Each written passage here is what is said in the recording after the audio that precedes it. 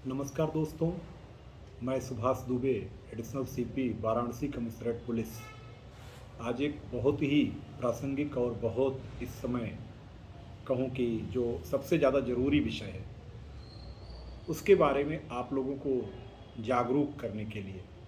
कुछ बताने के लिए लोगों की जिज्ञासा भी होती है। इस समय उपस्थित हूँ क्योंकि आज रविवारी अवकाश का दिन है। तो रविवारी अवकाश में थोड़ा सा जो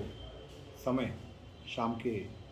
समय में मुझे मिला है, तो उसका उपयोग मैं कुछ आप लोगों को अवेयर करने के लिए करना चाहता हूँ। हम सभी लोग जानते हैं कि माननीय भारत निर्वाचन आयोग की तरफ से अभी कल ही यानी 8 जनवरी को 3:30 बजे अपराह्न से आदर्श आचार संहिता सामान्य विधानसभा निर्वाचन चुनाव जिन राज्यों में हो रहे हैं वहाँ पर प्रभावी कर दी गई है।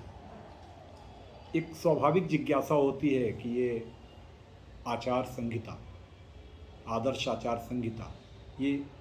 क्या है? सामान्य लोगों की जानकारी के लिए मैं इस विषय को थोड़ा सा आप लोगों को अपनी तरफ से बताना चाहता हूँ। साथियों, जो आचार संहिता है, ये चुनाव के समय जो नियम उपनियम माननीय निर्वाचन आयोग के निर्देशन में बनाए जाते हैं,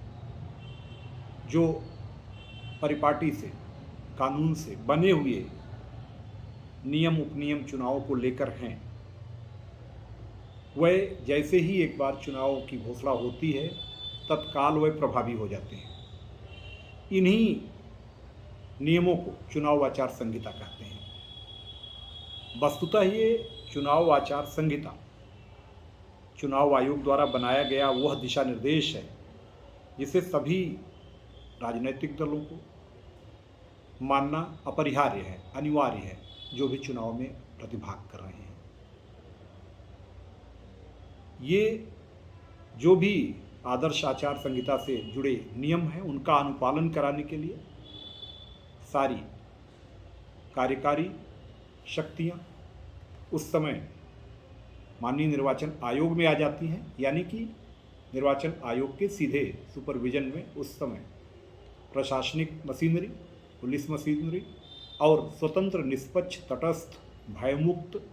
हिंसा मुक्त चुनाव सुनिश्चित कराने के लिए जो भी अन्य विभाग जुड़े हैं या अन्य जो भी आवश्यक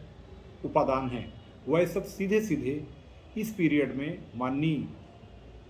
भारत निर्वाचन आयोग के निर्देशन में कार्य करने लगते हैं।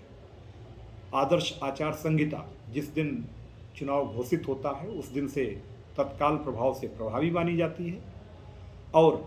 मतगणना की समाप्ति के पश्चात, रिजल्ट घोषित होने के पश्चात, जब विजेता उम्मीदवारों की सूची माननीय निर्वाचन आयोग द्वारा कार्यपालिका के प्रधान को सबमिट कर दी जाती है, सौंप दी जाती है, उसी के साथ आदर्श आचार संहिता समाप्त हो जाती है। यानी निर्वाचन शुरू होने से लेकर और विधायिका के गठन तक, नई विधायिका के गठन तक का जो दौर होता है, निर्वाचन की घोषणा से लेकर नई विधायिका के गठन की अधिसूचना जारी होने के बीच का समय ही आदर्श आचार संहिता का समय होता है। इस आदर्श आचार संहिता के दौरान सभी प्रकार के जो भी कार्यक्रम हैं, वो चाहे सामाजिक, राजनीतिक कोई भी कार्यक्रम हो रहे हैं, वह माननीय निर्वाचन आयोग की निगरानी में होते हैं। इसके लिए माननीय निर्वाचन आयोग के द्वारा बहुत प्रकार के पर्यवेक्षक भी बनाए जाते हैं, जिसमें सामान्य प्रेक्षक से लेकर जनरल ऑब्जर्वर से लेकर पुलिस ऑब्जर्वर तक और रेवेन्यू ऑब्जर्वर भी लेखा जोखा के लिए नियुक्त किए जाते हैं। यानी इनका काम ही यह सुनिश्चित करना होता है कि इलेक्शन फ्री, फेयर और हर प्रकार से हिंसा रहित हो, तटस्थ हो। माननीय निर्वाचन आयोग इस आदर्श आचार संहिता का अगर किसी व्यक्ति के द्वारा, संस्था के द्वारा वायलेशन किया जाता है तो उसके विरुद्ध प्रभावी विधिक कार्रवाई भी सुनिश्चित करता है। यह आदर्श आचार संहिता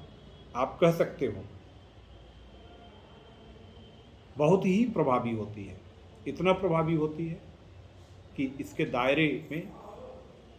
चुनाव में प्रतिभाग करने वाले सभी लोग एक साथ आते हैं। इस दौरान जो प्रशासनिक मशीनरी होती है, क्योंकि सीधे माननीय निर्वाचन आयोग के निर्देशन में कार्य करती है, इसलिए निर्वाचन आयोग के द्वारा दिए गए निर्देशों का अक्षरशः मनसा वाचा कर्मणा यानी मन वाणी कर्म से पूरी तरह से उनका अनुपालन कराना, वो उस समय प्रशासनिक मशीनरी की आप कह सकते हो आवश्यकता होती है और उन्हीं निर्देशों के अनुसार प्रशासनिक मशीनरी पूरी तरह से कार्य करती है।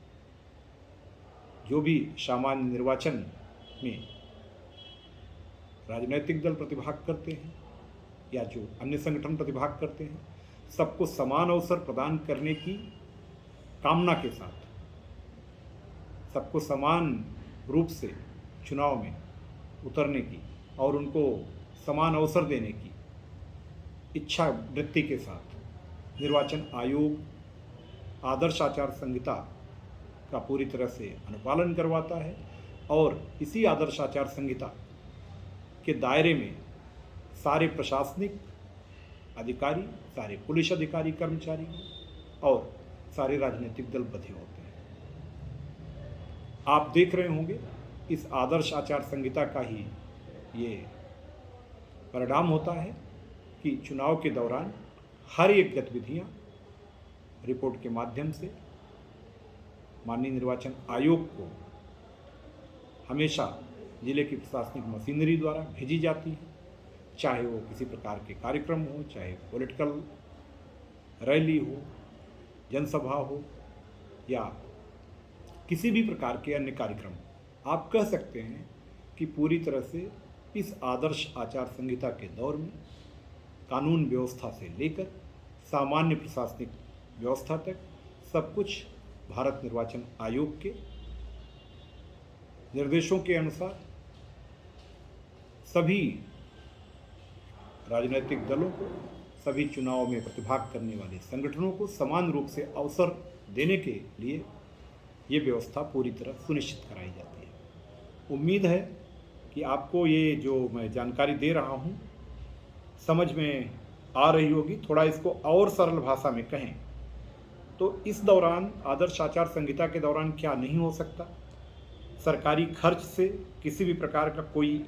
आयोजन ऐसा नहीं किया जाता जिससे किसी भी संगठन को, समूह को उसका लाभ मिले। इसी प्रकार से जो पॉलिटिकल पार्टीज हैं या जो भी संगठन हैं जो चुनाव में प्रतिभाग कर रहे हैं, उनके जो खर्चे होते हैं, उनके जो एक्टिविटीज़ होती हैं, उनका लेखा जोखा पर्यवेक्षक रखते हैं। उनके खर्चों का भी हिसाब किताब जो हमारे लेखा परीक्षक होते हैं वो लोग रखते हैं। चुनाव की घोषणा के साथ मैंने बताया आदर्श आचार संहिता तत्काल प्रभाव से प्रभावी होती है और चुनाव परिणाम की अधिसूचना जारी होने के साथ ही यह स्वतः रूप से समाप्त होती है। इस प्रकार से आदर्श आचार संहिता सरल शब्दों में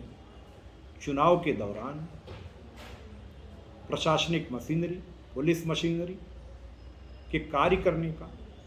राजनीतिक दलों को चुनाव में प्रतिभाग करने का और कह सकते हैं कि जन सामान्य द्वारा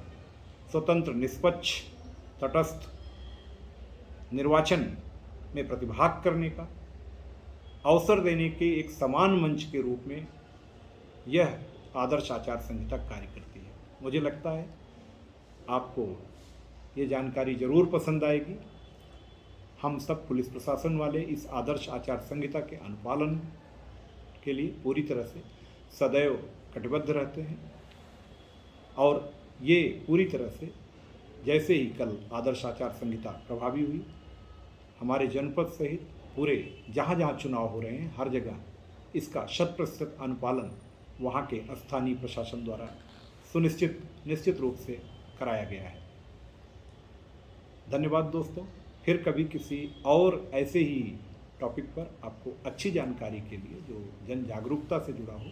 हम जरूर आएंगे। मेरी आप सबसे अपील है